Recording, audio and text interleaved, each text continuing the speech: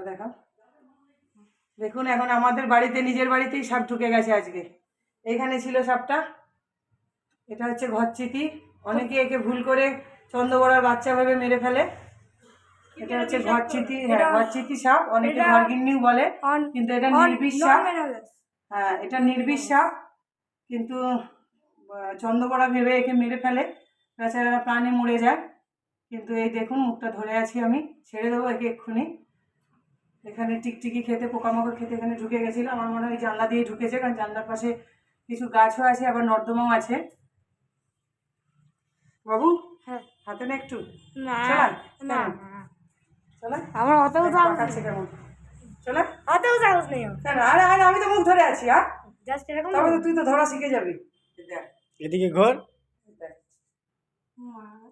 কিছু করছে ও তোকে? দেখ কি করছে তোকে, জড়িয়ে দিল। হ্যাঁ ব্যাস, জড়িয়ে। এদিকে মুখ দেখা, তুই মুখটা দেখা, এনে ধর পুরো তো জেনে দিও। হয়েছে?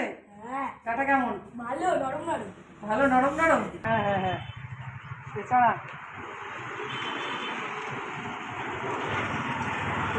পুরো দড়ির মতো কেমন?